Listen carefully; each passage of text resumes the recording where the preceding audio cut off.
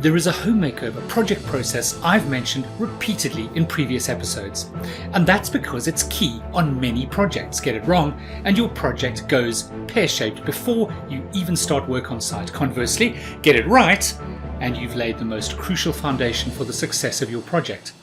What is it? Good question. You've probably already heard it described as either tendering or bidding. I recommend you listen to episode 11 when I introduced this topic if you haven't yet done so. You can find it easily by hopping over to our website at thediypm.com/podcast, where you'll find a link to that episode. Because it can play such an important part of any home makeover project, today I'm going to go even deeper, at least as deep as time allows, into this complex but vital process. For simplicity, I'm just going to refer to the process as tendering. So if you're more familiar with the term bidding, then every time I say tender, mentally replace it with bid. They're one and the same. And wherever your project may be, anywhere in the world, tendering or bidding is a long established and well recognized construction practice. Versions of tendering or bidding were probably followed when the pharaohs constructed the first pyramids as much as 4,700 years ago. I suspect the reason they've lasted so long is the pharaoh didn't choose the cheaper contractor, Hakim the Unworthy, who offered to build them out of sand mixed with water. Yes, I did make that up. As you'll already have learned if you've ever done a home makeover project before, cheap isn't always the best way to go.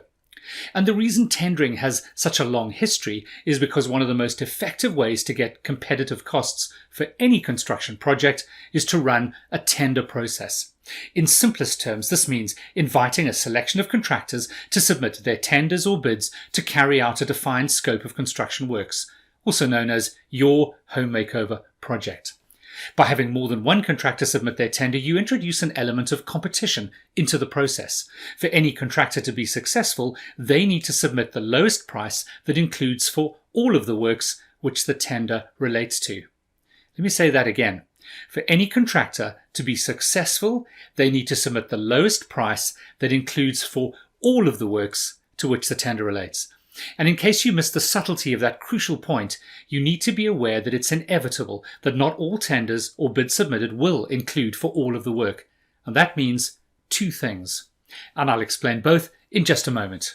Hello and welcome to Home Makeover Project Secrets, the show that equips homeowners with the skills and understanding to execute successful home projects, that goes behind the scenes of home build projects to unlock the secrets and share insider tips and strategies to save money and time on any and every home project. What you learn will give you the confidence to embark boldly on your next project, and you'll know what to do so your story has the happy dream home ending you deserve. I'm your host, Andrew Phillips. When I talk about home makeovers, I include renovation, remodeling, alterations, additions, going up into attics and down into basements, redevelopments and even ground up new builds. Any and every project where you're going to be appointing professionals, designing something, buying materials, carrying out construction work, employing contractors and subcontractors, suppliers, manufacturers, and even if you're doing some or all of the work yourself, all things home build. I'm delighted you've joined me today. Because we're dealing with what might be quite complicated information, especially if you're unfamiliar with some of the terminology and processes, the show notes and transcript will be uploaded to our website, thediypm.com, so you can easily revisit any episode and refer to the key information shared each week. And of course, if you prefer to watch or read an episode rather than listening, you'll find links on the website as well. We also include any links to resources, free gifts, and other useful information mentioned during episodes. So back to those two things. You must recognize both when you accept it's inevitable that not all tenders or bids submitted include for all of the work. First, you need to recognize that the lowest price may not be the correct price, and understanding that fact leads to second, and this means you need to carry out a very careful and thorough tender analysis when the tenders are submitted to check them to find any missing items, maths errors, and so on. The tender analysis process is just as important as the actual tender process, so I'm going to dedicate the whole of the next episode to revealing the insider secrets of tender or bid analysis. But before I get distracted, today I'll be revealing 3 secrets of running an effective tender. Now, any tender process can either be extremely effective or, and this may shock you, completely pointless. And the first secret is the reason why, so I'd better explain. In order for contractors to submit reliable, competitive prices for the construction work you're inviting them to tender for, they need comprehensive, detailed, and unambiguous information for every aspect or element of the proposed works. I've explained this in previous episodes. I call these the details you must sweat, and I explained this in episode 12. Again, do head over to the DIYPM.com/podcast to find a link to that episode. This essential information is usually provided through a combination of what we refer to as tender documents. Depending on the size and complexity of your project, these typically include drawn information like architects' or designers' drawings, technical specifications, which may be included on the drawings or in separate schedules of the work, schedule of works or tender sum analysis. You can ask contractors to provide a detailed analysis of their tender sum, but at the very least give them guidance of the core work elements you want the work broken into. It makes tender analysis much easier, and I'll explain that in more detail in the next episode. Other documents that describe the work, the location, any restrictions that may affect how they execute the work, and much more. When you don't provide comprehensive, detailed, and unambiguous information, then, just as I explained in episode 17, the tendering contractors either make assumptions, qualify their prices, or exclude works they don't fully understand. It can even lead to them withdrawing from the tender process completely, which is disastrous if you've taken the time to carefully select your tenderers, as you always should. In other words, you'd have wasted your time. It would be just as crazy as inviting tennis greats Nadal, Djokovic, and Federer to a competition in a stadium at night, but with the floodlights turned off. No tennis rackets, and heck, why bother to give them tennis balls to play with? Exactly, not much of a sporting event. Inadequate tender information pretty much makes the whole tender process pointless, a waste of time and energy, and wasting time also always costs you. Bottom line, if you can't or won't provide comprehensive, detailed, and unambiguous tender information, then there is really no point running a competitive tender process. You'll just end up with a bunch of mostly meaningless bids because you won't be able to work out which bid is correct at the best cost. And that's when you might need to consider another approach. You can listen to episode 9 to find out more. So, secret number 1, to run a successful and effective tender process, you will need to provide comprehensive, detailed, and unambiguous information which the tenderers can rely on to prepare accurate, competitive costs with minimal qualifications, assumptions, and exclusions.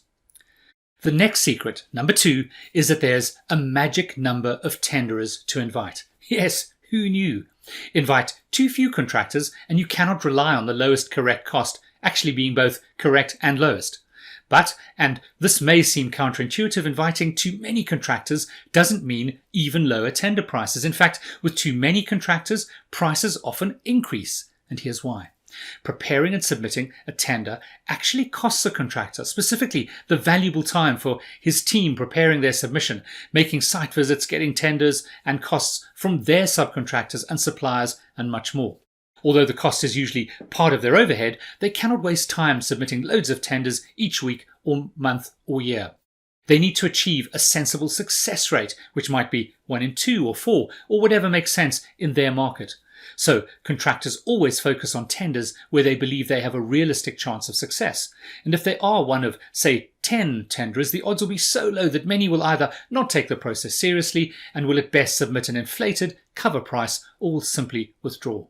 A cover price is where they make a rough assessment of the likely cost of the project with minimal effort based on past experience, then add a substantial margin above what typical project costs and submit that inflated number. They would then be one of the highest priced contractors who would most likely not win. And if they were to surprisingly win the appointment, they'd be delighted because they would be making an above average profit margin. This way their team wastes no time preparing a detailed tender. And getting a bunch of inflated tender prices that are not much more than guesstimates is, there's that word again, pointless. If contractors lose interest and simply withdraw, then you might be losing from your tender process some of the best contractors in terms of capability, reputation, reliability, competence, and so on. All the good reasons you added them to your list in the first place. And the last thing you want is to be left with the desperate dross, those contractors who need the work so badly they'll still try to win even against unlikely odds. And what is the magic number? Well, over many years of running successful tender processes, our preference is to invite a maximum of 3 or 4 contractors, any of whom we would be happy to appoint if they were to win the tender evaluation. So, secret number 2 is that the magic number of tenderers for any tender or bid process is 3 or 4. Can you go to just 2? Yes. Can you go to 5 or 6? Probably yes as well. There are influencing factors like market conditions, the size of the project, the profit potential if it's a complex or extra large project, and many others. But my strong recommendation is to stick to 3 or 4 as a rule of thumb, and you are unlikely to go too far wrong. And finally, secret number 3. In order to be certain that the contractors who you invite to participate in your bid process are the right contractors for your project, you need to run an effective pre-tender selection process to find the best available candidates before shortlisting the top 3 or at a push 4. Among others, there are a number of key considerations to focus on. These include location. Do they operate locally to your site? Appointing an out-of-town team who have to travel longer distances, even from across a larger city, will increase their costs.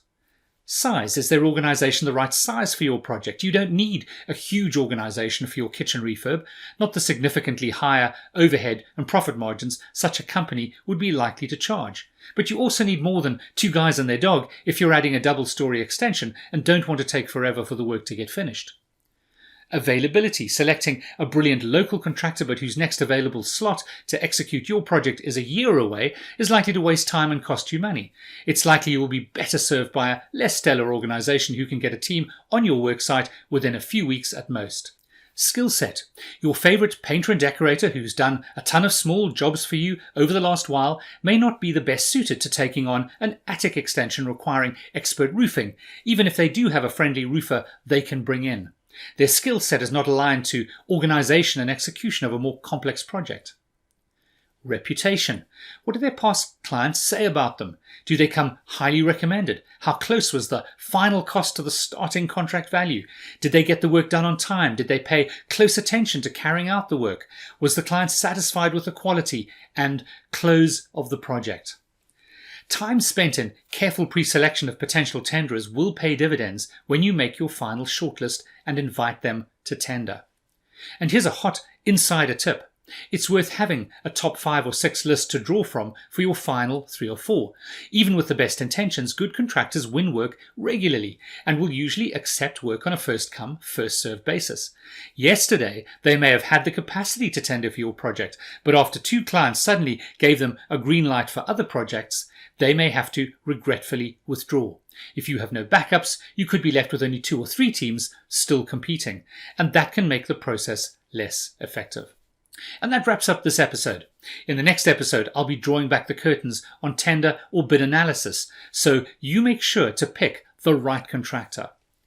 To make sure you never miss an episode, why not subscribe to Home Makeover Project Secrets on our website at thediypm.com, where you'll also find our blog posts and details about our upcoming project masterclasses and training courses.